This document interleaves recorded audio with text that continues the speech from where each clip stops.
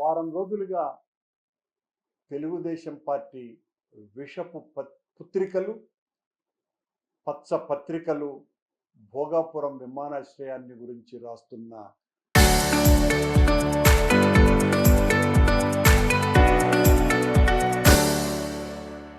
రాతలు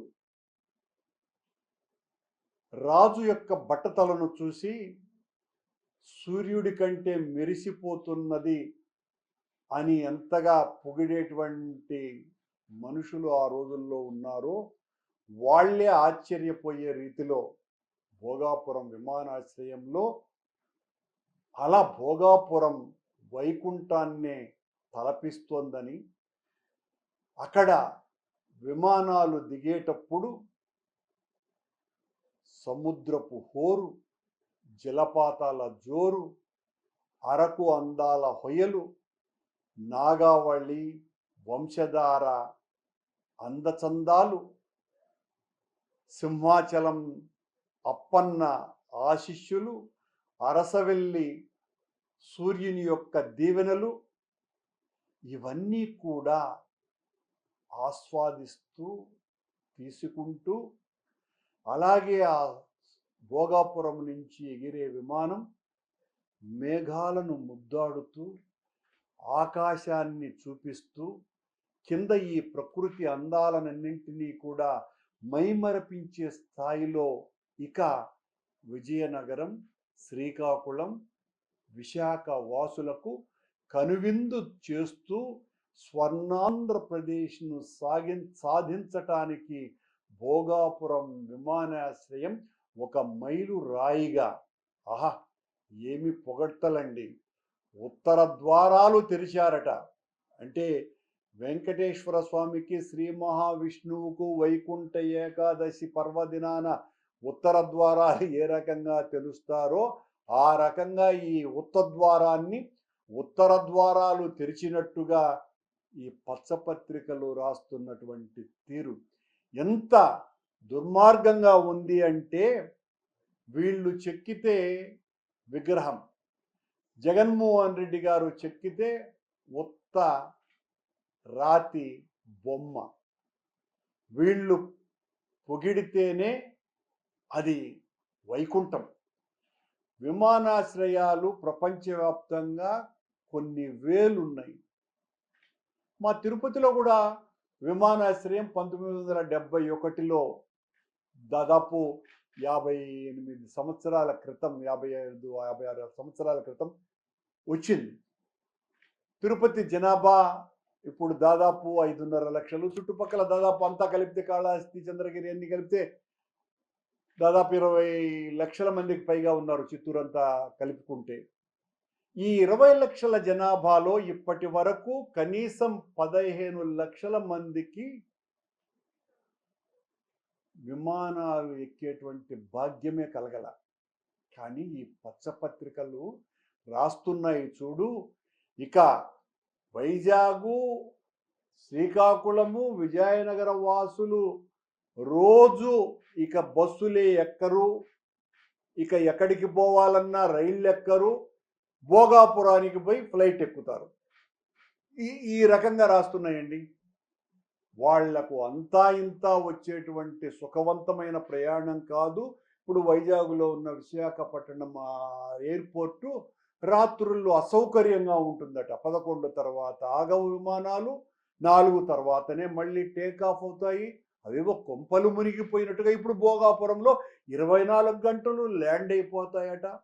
నిన్న మోడీ గారు ప్రారంభోత్సవం చేసిన వెంటనే ప్రైవేటు విమానాలు జుయ్యమని వాళ్ళేంటయ్యా. కాల పొగడ్తకైనా ఒక అర్థం ఉంది.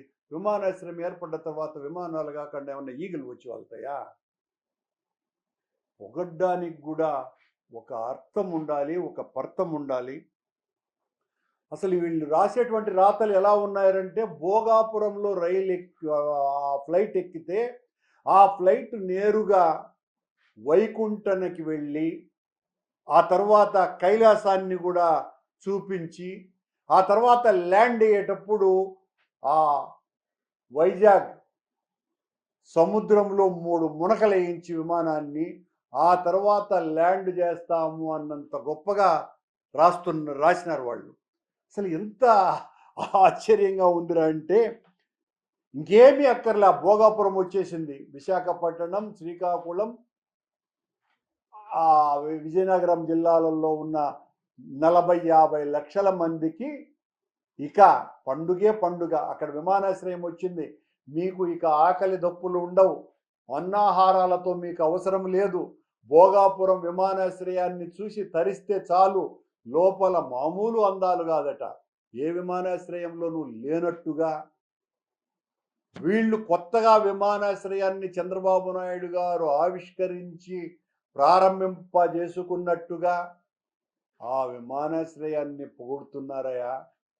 ఎంత ఆశ్చర్యం అంటే వీళ్ళు ఇంకోటి రాసి ఉండాలా, నిన్న మొన్న దేవేంద్రుడు కూడా పుష్పక విమానములో వచ్చి వాలినాడు. విమానం ఆ భోగాపురం విమానాశ్రయ అందాలు చూసి అక్కడెందుకు ఉండటం, అమరావతిలో ఈ విమానాశ్రయంలో కాపురం ఉంటే సరిపోదా అనేటువంటి రీతిలో అక్కడ పుష్పక విమానం వాలింది అని ఒక ఫోటో కూడా తీసుకున్నాడని ఆ ఫోటో కూడా ఆంధ్రజ్యోతి పత్రికలో వచ్చిన ఆశ్చర్యపడాల్సిన పనిలే. ఇక ఆ విశాఖపట్నం అరకులో ఆ కొండ ప్రాంతాలలో ఉన్నటువంటి గిరిజనులంతా చింతపండు, ఇప్పసార ఇవన్నీ తీసుకొని భోగాపురం విమానాశ్రయంలో విమానాలు ఎక్కి దుబాయ్కి వెళ్ళి దుబాయ్లో దానికి బదులుగా బంగారం మారకం చేసుకొని వస్తారు అని కూడా ఈ పత్రికలు రాయగలవు.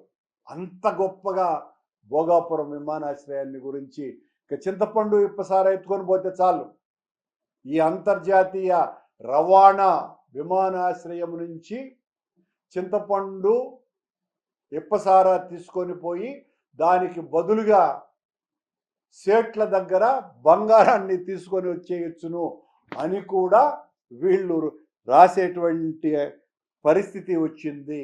ఇంతకంటే దారుణం మరొకటి లేదు. మేఘాలను ముద్దు పెట్టుకుంటుందంటప్ప. వీళ్ళు భోగాపురంలో ఎక్కిన విమానం మేఘాలను ముద్దు పెట్టుకొని ఆ అందాలన్నీ కూడా ఆ విమానంలో ఎక్కిన వాళ్లకు ఆ పారిజాత పుష్పాన్ని కూడా కింద ఆ వనాలను కూడా ఏర్పాటు చేస్తున్నట్టుగా ఇది విమానాశ్రయంలో. ఆడెందుకు అమరావతిలో ఇక్కడే పారిజాత వనాన్ని కూడా తెస్తున్నాము అని. ఎంత ఆశ్చర్యం అంటే వారం రోజులుగా వీళ్ళు రాసినటువంటి రాతలు ఎవరికైనా కూడా ఇంతగా దిగజారిపోవాలనా? ఓ విమానాశ్రయం కడితే ఎంతమందికి ప్రయోజనం ఉంటుంది?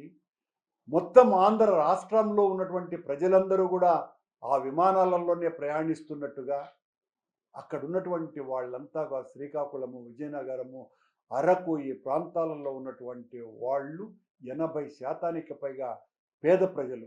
విమానాశ్రయాన్ని దూరం నుంచి చూడటమే చాలా కష్టం అనేటువంటి రీతిలో ఉన్న ఆర్థిక పరిస్థితి వాళ్ళది.